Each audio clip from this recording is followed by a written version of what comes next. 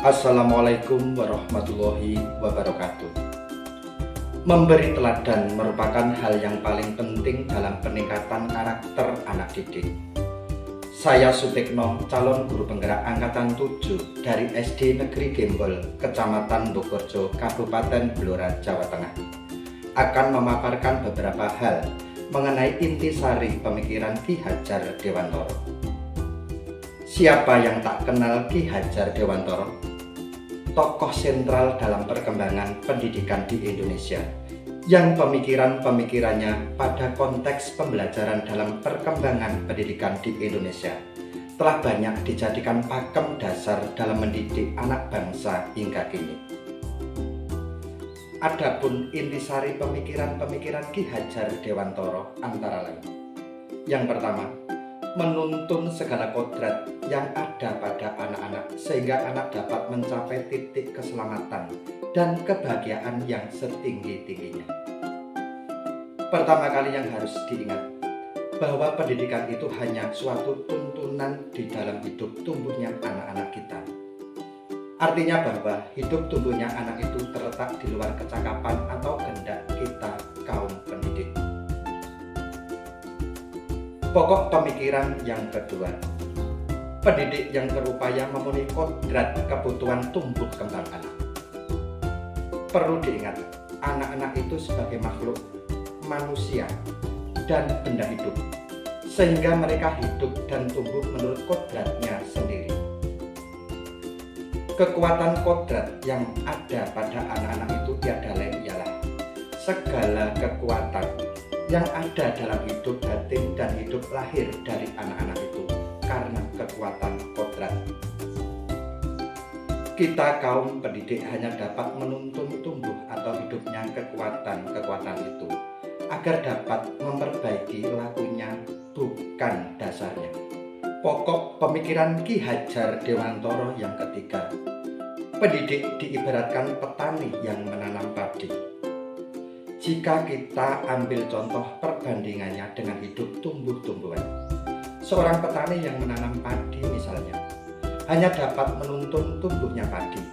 Ia dapat memperbaiki kondisi tanah, memelihara tanaman padi, memberi pupuk dan air, membasmi ulat-ulat atau jamur-jamur yang mengganggu hidup tanaman padi, dan lain sebagainya.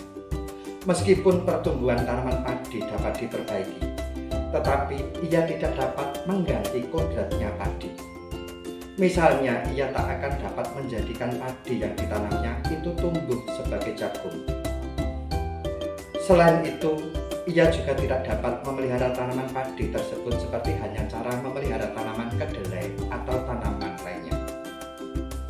Memang benar, ia dapat memperbaiki keadaan padi yang ditanam. Bahkan ia dapat juga menghasilkan tanaman padi itu lebih besar daripada tanaman yang tidak dipelihara. Tetapi mengganti kodrat padi itu tetap mustahil. Demikianlah pendidikan, walaupun hanya dapat menuntun, akan tetapi faedahnya bagi hidup tumbuhnya anak-anak sangatlah besar. Pokok pemikiran Ki Hajar Dewantoro yang keempat, budi pekerti, watak atau karakter merupakan perpaduan antara gerak pikiran, perasaan dan kehendak atau kemauan sehingga menimbulkan tenaga atau semangat. Kita sekarang sampai pada pembahasan budi pekerti atau watak, diartikan sebagai bulatnya jiwa manusia. Dalam bahasa asing disebut sebagai karakter, yaitu jiwa yang berasas hukum kebatinan. Orang yang mempunyai kecerdasan budi pekerti akan senantiasa memikirkan dan merasakan serta memakai ukuran, timbangan, dan dasar-dasar yang pasti dan tetap. Watak atau budi pekerti bersifat tetap dan pasti pada setiap manusia, sehingga kita dapat dengan mudah membedakan orang yang satu dengan yang lainnya. Budi pekerti, watak atau karakter merupakan hasil dari bersatunya gerak pikiran, perasaan, dan kehendak atau kemauan sehingga menimbulkan tenaga.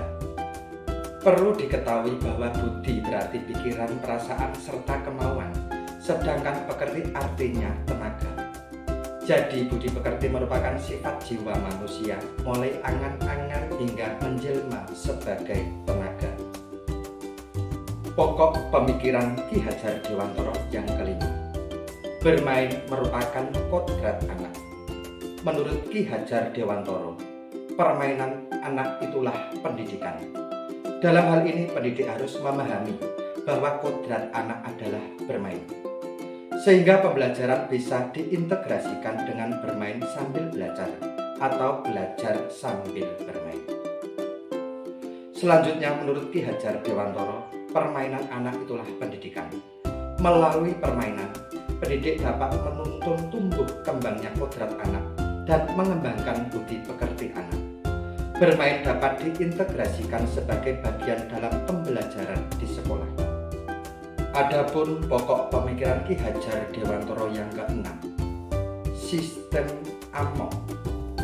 Sistem Among Ki Hajar Dewantara merupakan metode yang sesuai untuk pendidikan karena merupakan metode pengajaran dan pendidikan yang berdasarkan kepada asah, asih, dan asuh. Pendidikan sistem Among bersendikan pada dua hal, yaitu kodrat alam sebagai syarat untuk menghidupkan dan mencapai kemajuan dengan secepat-cepatnya, dan kemerdekaan sebagai syarat untuk menghidupkan dan menggerakkan kekuatan lahir dan batin anak hingga dapat hidup mandiri. Sistem Among sering dikaitkan dengan asas yang berbunyi ing ngarsa sung tulodo, yang memiliki arti di depan guru harus memberikan teladan seluruh aspek kehidupannya. Hal ini mencerminkan bahwa menjadi seorang guru harus bisa memberikan sebuah keteladanan dan menjadi teladan. Ing madya mangun karso, yang berarti seorang guru harus bisa membangun semangat, motivasi, dan gairah hidup untuk menuju masa depan yang lebih baik. Hal ini menjelaskan bahwa menjadi seorang guru harus mampu memberikan dorongan serta motivasi bagi peserta didik untuk dapat mengembangkan kemampuan dan potensi dirinya. Tutwuri Handayani, bisa diartikan seorang guru harus dapat mengikuti dengan baik terhadap para murid yang telah menunjukkan sikap perilaku yang benar, suatu misal kebaikannya, kejujurannya, kecerdasannya, dan lain sebagainya. Konsep atau pemikiran Ki Hajar Dewantara banyak diterapkan dalam segala hal perkembangan pendidikan di Indonesia, tak terkecuali di setiap sekolah di Indonesia. Sebagai pusat tuntunan, saya selaku seorang guru sewajibnya memberikan contoh yang baik dan menyenangkan, serta menggiring anak didik agar dapat dengan mudah mengembangkan diri dengan baik. Motivasi dan strategi mengajar yang baik membangun semangat anak didik agar tetap mencintai belajar dan prosesnya, serta mendorong kepercayaan diri mereka merupakan salah satu modal awal dalam menciptakan implementasi trilogi pendidikan yang digaungkan oleh Ki Hajar Dewantara. Kesediaan peran guru dalam menampung aspirasi siswa menjadi salah satu poin penting dalam membangun insan pembelajar yang memiliki karakter terbaik dalam konsep merdeka belajar.